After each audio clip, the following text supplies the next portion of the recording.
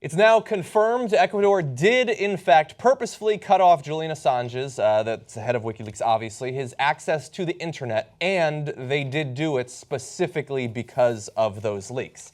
That was fairly obvious, but now it has been confirmed by a statement from the Ecuadorian government, which reads, Ecuador granted political asylum to Julian Assange in 2012 based on his legitimate fears of political persecution because of his journalistic activities as the editor of WikiLeaks. In recent weeks, WikiLeaks has published a wealth of documents impacting on the U.S. election campaign. This decision was taken exclusively by that organization. The government of Ecuador respects the principle of non-intervention in the internal affairs of other states. It does not interfere in external electoral processes, nor does it favor any particular candidate. Accordingly, Ecuador has exercised its sovereign right to temporarily restrict access, blah, blah, blah, to the internet, obviously. This does not prevent the WikiLeaks organization from carrying out its journalistic activities. I'm not entirely sure is true. Ecuador, in accordance with its tradition of defending human rights and protecting the victims of political persecution, reaffirms the asylum that they granted to him and reiterates its intention to safeguard his life and physical integrity until he reaches a safe place. Ecuador's foreign policy responds to sovereign decisions alone and does not yield to pressure from other states, which is shorthand for we either were not influenced by or will not cop to being influenced by John Kerry or any other representative of the U.S. government in shutting down his access to the internet. I don't believe that. Okay, so yeah, there might have been some influence. So, okay, now. Number one, I'm a big supporter of WikiLeaks, and I've interviewed Julian Assange. She's interviewed me, but the reason we have that relationship is because I'm a big supporter of WikiLeaks, and I believe that some of the information that they've leaked about the U.S. government is paramount. I think the witch hunt against Julian Assange is insane. He should never be in that embassy in the first place. Now, having said that, are they leaking this with curious timing?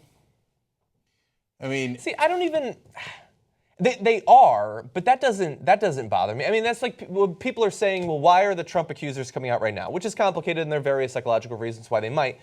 But if it's true, I don't especially care when they come out. We should know the truth. I mean, look, if he had this data and could have released it during the primary to perhaps give Bernie Sanders a slightly better chance, that I think makes sense, not just from our point of view, but from his stated point of view.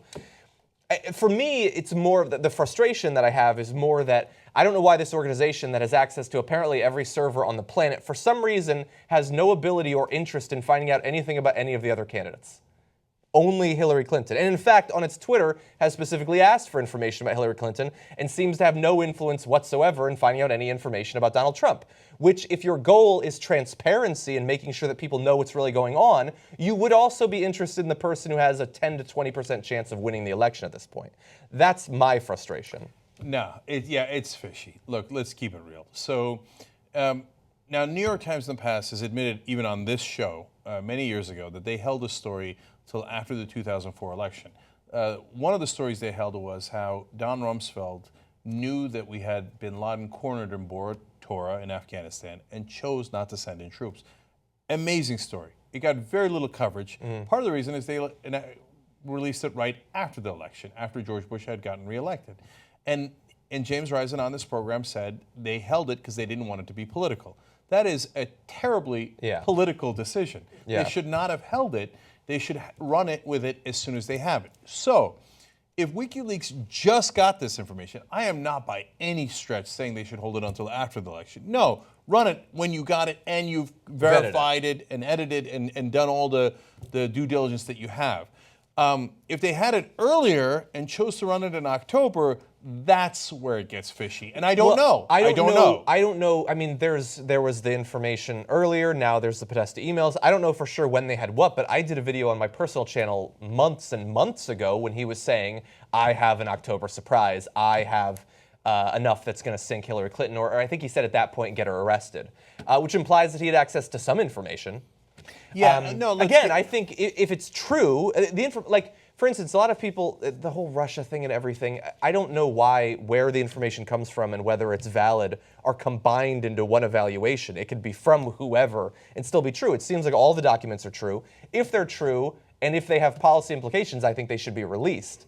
But yeah, he is waiting until it can hurt Hillary Clinton more than, I think that's the focus more than illuminating and aiding and educating the American people. It's more about her than about America. Well, see, that's why I'm worried about it, because I've supported WikiLeaks because I think they're in the business of journalism and not in the business of picking sides.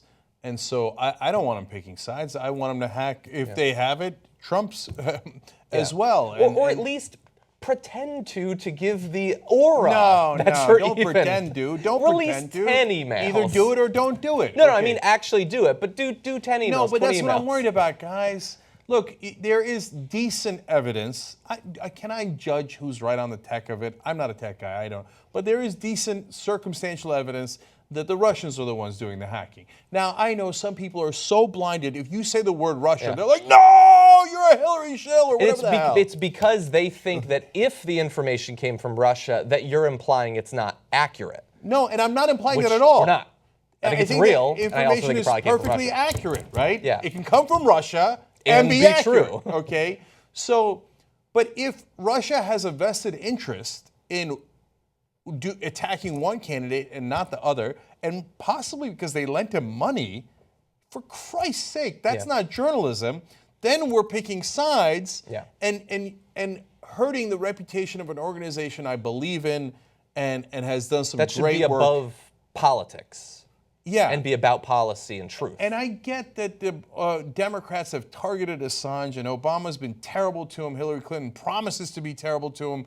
I get that if I was in his situation, I wouldn't be particularly fond of that. If he thinks Trump is going to be better, that seems crazy. I'd have a different take on that. But that doesn't matter. If you're in the business of doing this for journalistic reasons, you can't make it personal. Yeah. You've got to be even-handed in this. So if they held information, and there is some evidence that he had it earlier, and that he did not release it, and you're trying to inflict maximum political damage, well, that's not the right way to do journalism. So you should be a little troubled by it. Now back to Ecuador. Yeah. Look, they're the only ones protecting him. And so they're in a tight spot. Do I believe them that America didn't pressure them? No way. I don't believe them. Yeah. I'm sure America pressured them, right? Maybe they wanted to do it anyway, but there was definitely a couple of emails sent, which we'll probably get later on. Here's my best guess on that, which is that Ecuador was like, hey, man, we're protecting you. We're looking out for you. America's breathing down our neck here. And they have a point, right? So I'm not going to keep taking further risks, not just to protect you, but so you can go on your political mission here. Yeah. So I think that he pissed them off, and Ecuador said, well, we have power over you, so we're going to exercise that power. Do I want them to exercise that power? No, I want him to be able to do his work, right? Yeah, I think for two reasons they should not have cut off his access to the internet. One, it undercuts what they're standing for by protecting Julian Assange in the first place. This is, at best, attempted censorship. And so I think that morally, I think he should have access to the internet. And then just pragmatically, if your goal is to stop the intervention in the election or whatever, it's not going to work. I'm sure that WikiLeaks can release the information without Julian Assange personally being able to log into AOL. I think that they're going to be able to do it just fine.